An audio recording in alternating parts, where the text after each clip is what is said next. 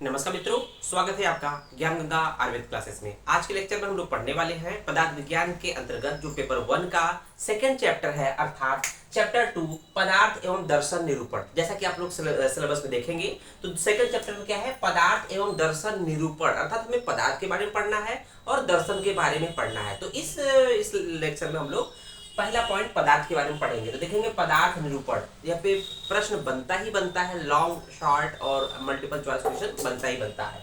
आइए देखते हैं यहाँ पर पदार्थ के बारे में क्या है कि पदार्थ की हम लोग सबसे पहले देखेंगे व्युत्पत्ति कि पदार्थ है क्या। तो जैसा कि नाम है पद प्लस अर्थ, पदार्थ जो होता है दो शब्दों से मिलकर बना होता है। पदार्थ के शब्द को देखेंगे तो पदार्थ जो है पद प्लस अर्थ।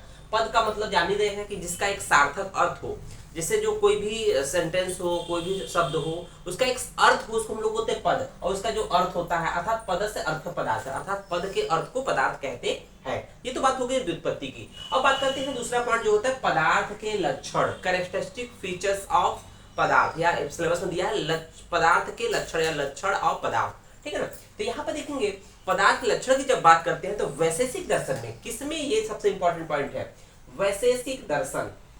वैशेषिक दर्शन में तीन पदार्थ के लक्षण बताए गए हैं। तो सबसे बड़ी चीज है हम इससे बाद हम लोग दर्शन पढ़ेंगे। तो यहाँ पर वैशेषिक दर्शन है, वैशेषिक दर्शन के जो रचनाकार है या जो लेखक है वो कौन थे, कणाद थे। कणाद, ये हम लोग का यहाँ पर भी आगे का चैप्टर है बट इसको याद करते चलेंगे, ये बहुत ज्यादा इंपॉर्टेंट है। कणाद, ठीक है ना, कणाद। तो वैशेषिक दर्शन को याद करेंगे कि कणाद, ठीक है ना। उसको देखेंगे, इन्होंने तीन लक्षण बताए। पदार्थ के तीन लक्षण कौन कौन से होते हैं, अस्तित्व, गेयत्व, अभिधेयत्व। ध्यान रहे, अस्तित्व, गेयत्व, अभिधेयत्व। अस्तित्व की बात करते हैं तो अस्तित्व जैसा कि नाम से परिचित है आप लोग कि किसी का अस्तित्व अर्थात सत्ता। अस्तित्व का मतलब एग्जिस्टेंस, उपस्थिति, और गेयत्व का मतलब नोएबिलिटी, और अभिधेयत्व का मतलब नेमेबिलिटी। तो सबसे पहले देखेंगे अस्तित्व।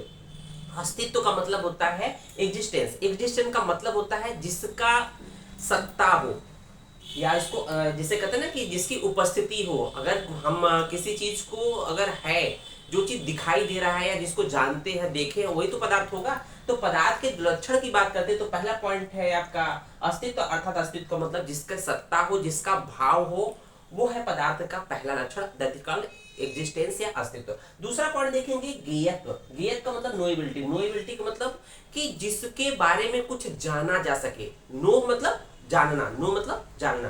तो जिसके बारे में कुछ जाना जा सके, तो जानेंगे कब, जब उसकी सत्ता होगी, जब उसकी उपस्थिति होगी। जैसे हम अगर बात करें कि किसी सभा में अगर मेन नेता अगर कुछ भाषण देते हैं तो जब वहां पहुंचेंगे, उसके बारे में बोलेंगे, तब ना उसके बारे में जानेंगे आप। मान लीजिए आपको पता नहीं कौन मतलब मुख्य जो व्यक्ति है, नेता है, नहीं गया है, तो आपको कैसे पता चला। इसका मतलब उसकी उपस्थिति, उसकी सत्ता, एग्जिस्टेंस वहां पर होना चाहिए, जिसका मतलब तभी तो उसके बारे में जानेंगे। तो पहला पॉइंट था उसका उपस्थिति होना या उसका भाव, सत्ता होना, भाव होना। दूसरा पॉइंट था गेयत्व, तब जब उपस्थिति होगी, सत्ता होगी, तब उसके बारे में आप जानेंगे। गेयत्व मतलब उसके बारे में जानेंगे। तीसरा पॉइंट है अविधेयत्व। अविधेयत्व का मतलब होता है नेमेबिलिटी। क्या है, नेमेबिलिटी, अर्थात उस पदार्थ का नामकरण किया जा सके। तो हम लोग देखते हैं कि बोलते हैं ना, जब हम लोग चरक संहिता पढ़ते हैं, कुछ भी पढ़ते हैं, तो हम लोग बोलते हैं सर्वम द्रव्यम पंचभौतिकम, अर्थात पंचभौतिक कंपोजिशन की बात करते हैं तो कहते हैं सभी द्रव्य, संसार के सभी द्रव्य जो है पंचमहाभूत से मिलकर बने होते हैं। तो इसका मतलब कि हर एक पदार्थ का अपना अपना नाम होना जरूरी है। तो पदार्थ कुछ भी हो, उसका नाम होना चाहिए, उसको पर्टिकुलर नाम से जाना चाहिए। जैसे अगर हम बात करें तो ये व्हाइट बोर्ड है, मैं एक व्यक्ति हूँ, ये एक कपड़ा है या एक माइक है, तो एक पदार्थ है, मतलब इसका नाम पड़ा हुआ है। तो समझ में आ गया। इसका मतलब तीन लक्षण कौन कौन से हैं, अस्तित्व, गेयत्व, अभिधेयत्व। समझ में आ गया। अस्तित्व का मतलब एग्जिस्टेंस हो गया, गेयत्व का मतलब नोएबिलिटी होगी, और अभिधेयत्व का मतलब नेमेबिलिटी होगी। अब बात करते हैं सेकंड पॉइंट की बात करते हैं तो देखेंगे पदार्थ की संख्या एवं वर्गीकरण वेरी वेरी इंपॉर्टेंट है बच्चों। यहाँ पर हम लोग 6, 7, 8 पॉइंट देखेंगे, उनके हिसाब से अलग अलग पॉइंट के हिसाब से देखेंगे कि उन्होंने कितनी पदार्थ की संख्या बताई है, उसका नाम क्या है। तो देखेंगे कि पहला पॉइंट देखेंगे वेदांग दर्शन। वेदांग दर्शन ने पदार्थ संख्या 2 बताई है। कितनी बताई है, 2 बताई है। कौन कौन से, आत्मरूप, अनात्म रूप, इसको याद करना पड़ेगा। वेदांग दर्शन ने पदार्थ की संख्या 2 बताई है, आत्मरूप, अनारूप। तो यहाँ पर वेदांग दर्शन के लेखक भी याद कर लीजिए, क्योंकि हम लोग अभी दर्शन पढ़ना है, तो हम लोगों ने देखा था दर्शन पढ़ना है, तो इसका मतलब वेदांग दर्शन के लेखक कौन है, वेद व्यास। हम लोगों ने व्यास लिखा है बट होते हैं वेद व्यास। तो याद कैसे रहेगा, वी, तो वेदांग का वी और वेद का वी, वी हो जाएगा, मतलब बीवी। आप बीबी याद कर सकते हैं, इसका मतलब वेदांत दर्शन के बीबी हो जाए, ठीक है ना। उसको देखेंगे उन्होंने दो रूप पदार्थ बताया, आत्म रूप अनात्म रूप। दूसरा पॉइंट है रामानुजाचार्य, एक आचार्य थे रामानुजाचार्य थे, उन्होंने पदार्थ संख्या 3 बताई है। लेकिन सीक्वेंस में बढ़ता जाएगा। उन्होंने क्या है, ईश्वर चित अचित, ईश्वर है, चित है, अचित है। तीसरा पॉइंट है कुमारिल भट्ट, कुमारिल भट्ट एक राइटर है, लेखक है, उन्होंने पदार्थ संख्या 5 बताई है। कौन कौन से, द्रव्य है, गुण है, कर्म है, समान है, अभाव। तो ये अभाव अलग कर लीजिए, अदरवाइज 4 पॉइंट आपको द्रव्य गुण कर्म सामान्य सीक्वेंस में है, द्रव्य गुण कर्म सामान्य, और उसके बाद 5वां है अभाव। तो ये कुमारिल भट्ट ने पदार्थ संख्या 5 बताई है। उसी तरह से देखेंगे वैशेषिक दर्शन, वैशेषिक दर्शन ने पदार्थ संख्या 6 बताई है। तो वैशेषिक दर्शन के लेखक कौन है, कणाद है। तो याद कैसे रहेगा, जैसे वैशेषिक जो शब्द बना है विशेष से बना, विशेष का मतलब स्पेशल, तो हम लोग किसको कैसे याद रहेंगे, विशेष कण, कणाद का मतलब कण पार्टिकल, विशेष कण या स्पेशल पार्टिकल याद कर लेंगे तो हम लोग को याद हो जाएगा। विशेष मतलब वैशेषिक हो जाएगा, कण मतलब कणाद हो जाएंगे, तो विशेष कण हो जाएंगे। उन्होंने 6 बताया है, द्रव्य गुण कर्म सामान्य विशेष समवाय। तो ये वेरी वेरी इंपॉर्टेंट है, ये तो आपको याद ही रहता है कि पदार्थ संख्या वैसे दर्शन में 6 बताया है, द्रव्य गुण कर्म सामान्य विशेष समवाय। अब देखते हैं चरक संहिता, चरक संहिता ने पदार्थ की संख्या भी 6 बताई है, बट ध्यान रखिएगा उन्होंने पदार्थ टर्म यूज नहीं किया, उन्होंने कारण टर्म यूज किया है। तो चरक संहिता में पदार्थ की संख्या 6 बताई है, लेकिन पदार्थ टर्म न कहकर उन्होंने 6 कारण बताया। तो 6 कारण वही 6 कारण जो वैसे दर्शन के हैं, लेकिन उनका नाम या सीक्वेंस अलग है। उन चरक का सीक्वेंस क्या है, तो देखेंगे सामान्य विशेष गुण द्रव्य कर्म समवाय, सामान्य विशेष गुण द्रव्य कर्म समवाय, जबकि वैशेषिक दर्शन का सेम वही है, लेकिन द्रव्य गुण कर्म सामान्य विशेष समवाय। समझ में आया। तो ये चरक और विशेष वैशेषिक दर्शन का याद रखिएगा। उसके बाद देखेंगे नव्य न्याय ने पदार्थ की संख्या 7 बताई है। देखेंगे 6 प्लस अभाव, तो 6 का मतलब चाहे चरक संहिता की याद कर लीजिए, चाहे ये जो ऊपर का 6 है प्लस एक अभाव जोड़ देंगे, तो ये नव्य न्याय क्या हो जाएगा, पदार्थ की संख्या।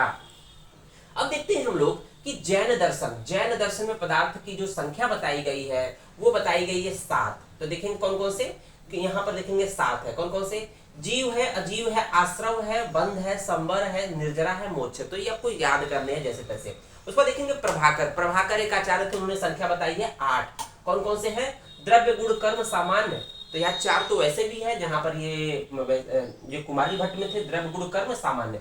तो द्रव्य गुण कर्म सामान्य प्लस क्या है, परतंत्रता शक्ति सादृश्य संख्या, परतंत्रता शक्ति सादृश्य संख्या, ये 4 प्लस द्रव्य गुण कर्म सामान्य, ये कॉमन हो जाएंगे। उसको देखेंगे, ये तो हो गया आपका पदार्थ की संख्या एवं उनका वर्गीकरण।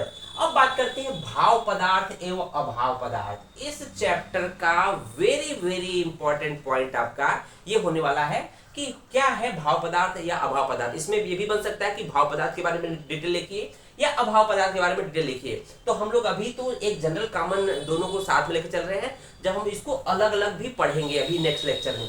लेकिन ये भाव और अभाव, जैसा कि नाम है, भाव का मतलब सत्ता, एग्जिस्टेंस। भाव का मतलब क्या होता है, भाव का मतलब होता है एग्जिस्टेंस, एग्जिस्टेंस, ठीक है ना, सत्ता। तो इसका मतलब जो उपस्थित है उसको हम लोग कहेंगे भाव पदार्थ, और जो अभाव अर्थात जो उपस्थित नहीं है उसको कहेंगे अभाव पदार्थ। तो अब इसको हम लोग डिटेल देखते हैं। आचार्य चरक ने चरक सूत्र 11 में, आचार्य चरक ने चरक सूत्र 11 के 63 अध्याय के अंतर्गत उन्होंने बोला है कि द्विविधम एव खलु सर्वम सत असत। तो इस पूरे ब्रह्मांड में जो संपूर्ण पदार्थ है वो 2 रूपों में पाया जाता है।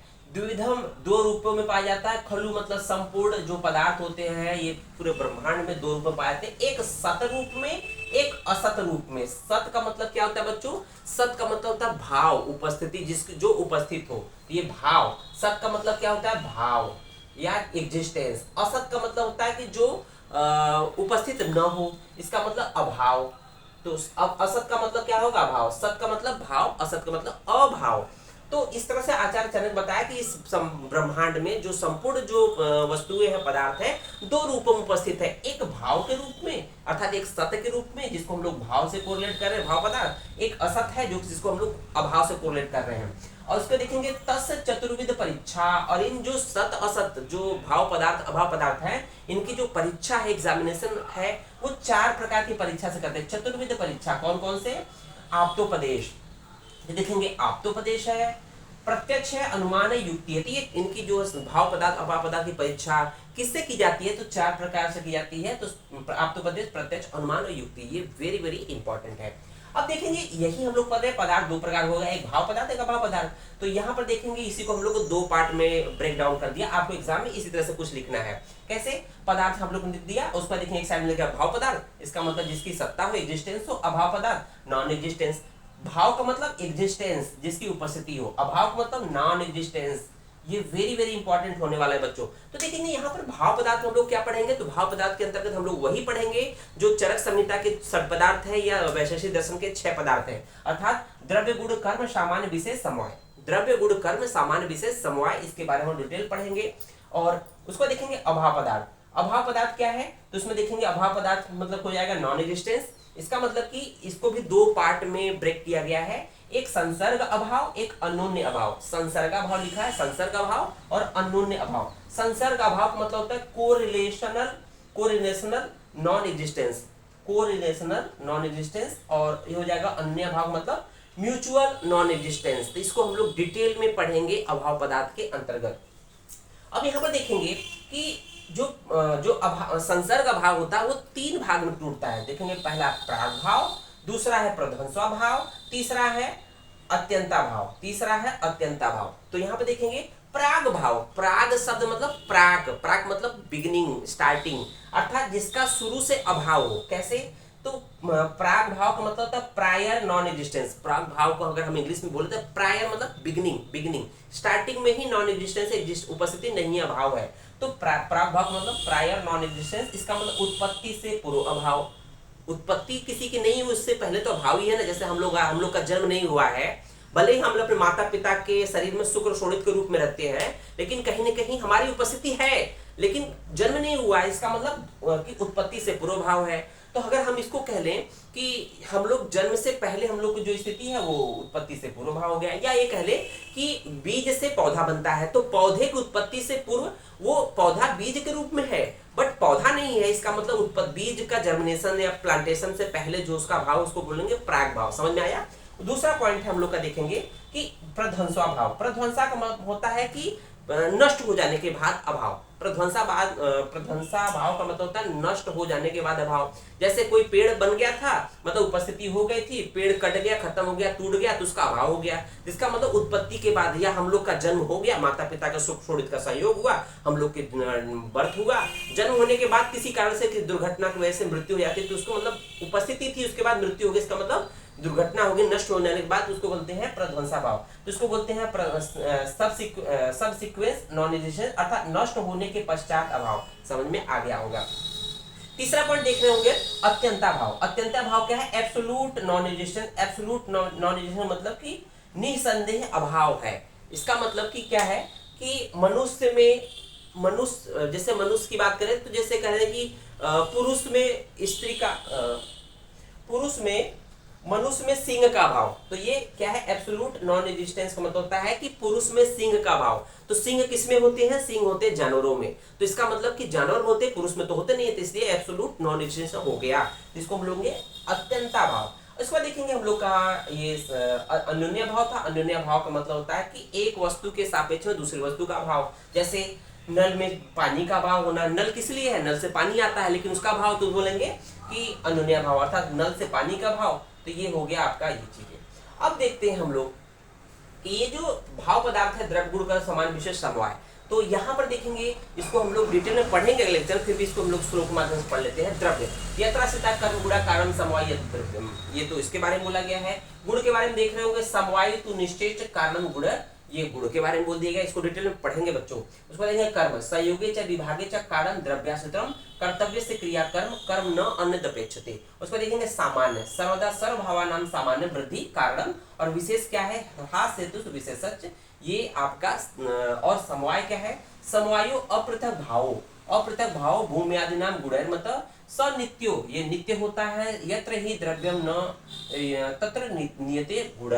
तो इस तरह से हम लोग का ये लेक्चर कंप्लीट होता है। उम्मीद है वीडियो आपको पसंद आया होगा। धन्यवाद।